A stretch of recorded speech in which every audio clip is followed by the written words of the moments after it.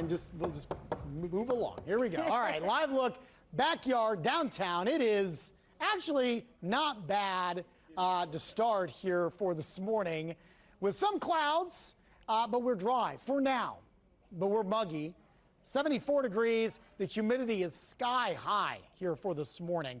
South wind between 5 and 10 miles per hour. 72 in Kokomo, 74 in Muncie, 72 in Greencastle, 76 in Terre Haute. It is very, very muggy here for this morning. Let's bounce around here on Storm Tracker this morning. We do have some action up north. Pretty good downpour right now.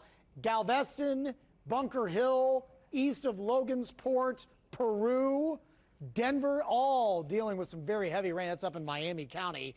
This is moving east, so getting ready to head into Wabash County and then eventually Huntington County. We'll be dealing with some of this. And then what we'll watch for here in the metro, although kind of weakening, I don't know if it's going to hang on or not, is out west. Not a lot of lightning strikes with this. Putnam County, we're starting to see in the western parts of the county some downpours.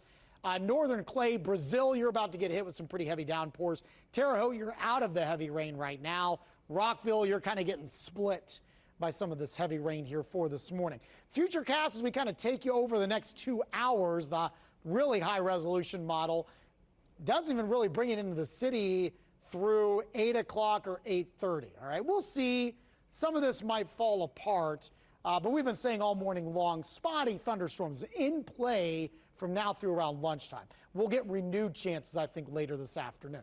And I think it's also important to note that any storm that does develop later this afternoon along a cold front that's going to drag through here could have the potential for some damaging winds. That's really the only severe weather threat that we have.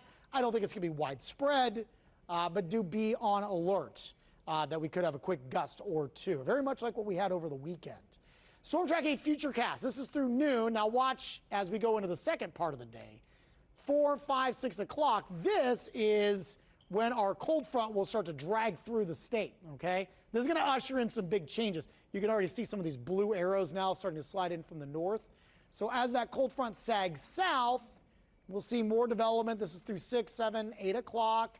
Down to the south from there, I think by around 9 or 10 o'clock, we start to clear out the rain, and then we start tapping into that cooler, drier Canadian air.